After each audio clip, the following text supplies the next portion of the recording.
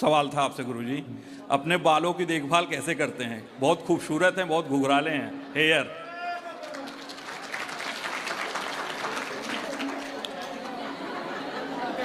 बालों में शैम्पू और कंडीशनर लगाना बंद कर दो। क्या लगाएं, कैसे धोएं? हम अपने बाल कैसे धुलते हैं? बेसन है सबके घर में जी। 4 चम्मच बेसन लो, 1 चम्मच हल्दी ले लो, पानी डाल लो, मिला लो, बालों में उसको लिक्विड फॉर्म में उसको डाल लो और इससे, उंगलियों से नहीं, इससे, इस हथेली से लगा के केवल यूं यूं करना है, ज़्यादा घिसना नहीं है, ऐसे ऐसे ऐसे ऐसे करना है, बालों में ऐसे ऐसे कर लेना है। और ऐसे यदि आप बालों को धुलते हैं तो ना शैम्पू की ज़रूरत पड़ेगी ना कंडीशनर की, क्योंकि ये चीज़ें ही बालों को झड़ाती हैं। शैम्पू और केमिकल है ये। सबसे पहले हमें अपनी बॉडी को केमिकल से फ्री करना है, ना बाल झड़ने की समस्या होगी, ना बाल रूखेपन की। जो आजकल डैंड्रफ नाम की चीज़ आप सुनते हैं, डैंड्रफ, जिसको भी डैंड्रफ हो, आजकल लोग महंगी महंगी शैम्पू यूज करते हैं डैंड्रफ हटाने के लिए। एक दिन बेसन हल्दी जो हम बता रहे हैं इस तरह से बालों में लगाइए, आपका डैंड्रफ भी गायब होगा और बाल लंबे चलेंगे, ना झड़ने की समस्या। लेकिन अब आपको लोगों को ना ये सब करने में थोड़ा दिक्कत जाती है, कौन बेसन लाए, कौन हल्दी ला, पूरी वॉशरूम ना हल्दी हल्दी हो जाती है। बेसन गंदी नहीं होती, साफ कर लो साफ, लेकिन आप जो इसमें हजारों का खर्चा करते हैं दवाई दारू में, वो बचेगा। आप अपने चेहरे पे मैं हल्दी, बेसन और कभी कभी मुल्तानी मिट्टी, हल्दी बेसन सबसे बेस्ट है चेहरे पे। कोई वो चेहरे पे कौन सा क्या लगाते हैं, साबुन लगाते हैं और क्या लगाते हैं, स्क्रब, फेस वॉश। कोई फेस वॉश की जरूरत नहीं है। हल्दी बेसन से इतना बढ़िया चेहरा साफ होता है, बाल साफ, पूरी बॉडी। मैं साबुन ना के बराबर लगाता हूँ, कभी 2-4 महीने में नहीं लगाता, ना के बराबर आप मान लीजिए, ये समझ लीजिए लगाता ही नहीं हूँ, है ना। हल्दी बेसन और हमारे यहाँ गौमूत्र और गोबर। आपको पता है गोबर से जब अभी भगवान नारायण की प्रतिष्ठा हुई, लोग हंसते हैं, लोग मजाक उड़ाते हैं, हमारे सनातन धर्म में ये विडंबना है। अभी भगवान नारायण की यहाँ पर प्रतिष्ठा हुई तो प्रतिष्ठा में भगवान नारायण को, माता लक्ष्मी को गोबर से स्नान कराया गया।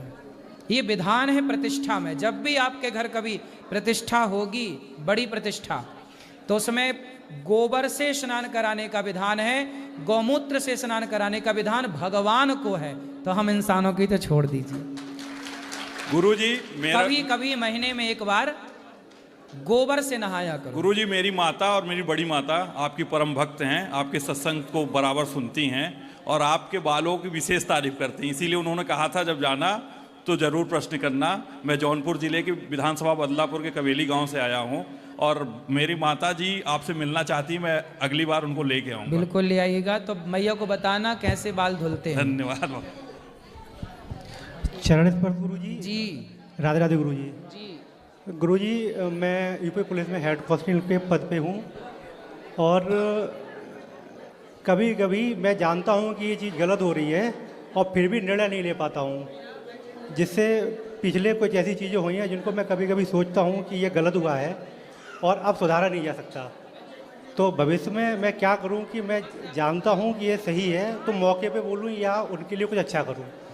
क्या पेशा है आपका? क्या? मैं यूपी पुलिस में हूं, स्पेशल सेल में। पुलिस में है जी। ऐसा है कि आप ना सदा अच्छे सच्चे राह पर चलिए, गलत को गलत कहिए और सही को सही कहिए, परवाह मत करिए।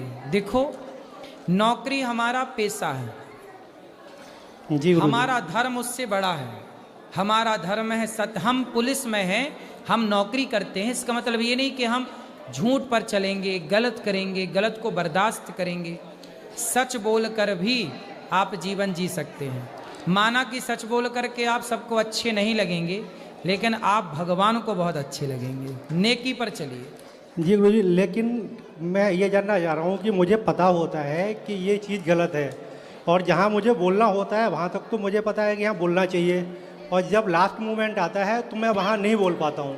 जबकि मेरे बोलने से वो चीज़ कुछ हद तक सुधारी भी जा सकती तो है। बोलो ना, तो सच की सर, आवाज वो- उठाओ।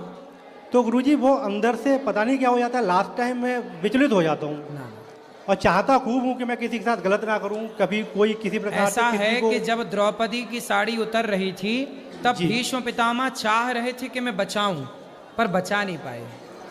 तो तो आप भीष्म पितामह ना बनिए।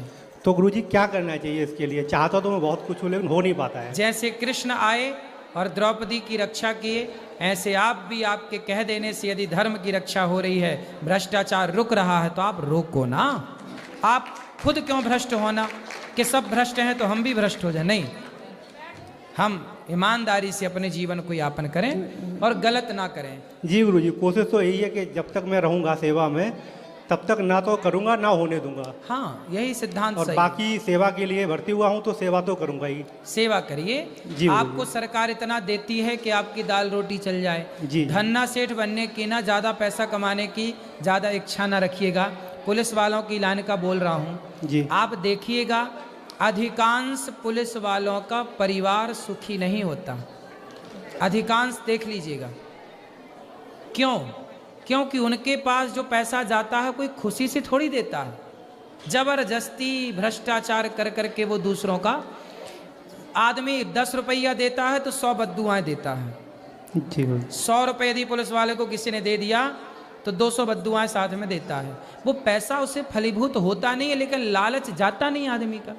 पुलिस वालों को भी पता है ये कि मैं गलत कर रहा हूँ, फिर भी वो जल्दी पैसे वाले धन्ना। आप ईमानदारी से चलिए। तो गुरुजी मुझे उसके लिए क्या करना पड़ेगा, यही तो मैं जानना चाह रहा हूँ। ये क्या तो करना हमारी पड़ेगा? समस्या आपको है। ईमानदार बनना पड़ेगा। नहीं, ईमानदार मैं हूँ, मैं जानता आपको हूँ। आवाज उठानी पड़ेगी। तो कैसे गुरुजी? कैसे? सिस्टम जी।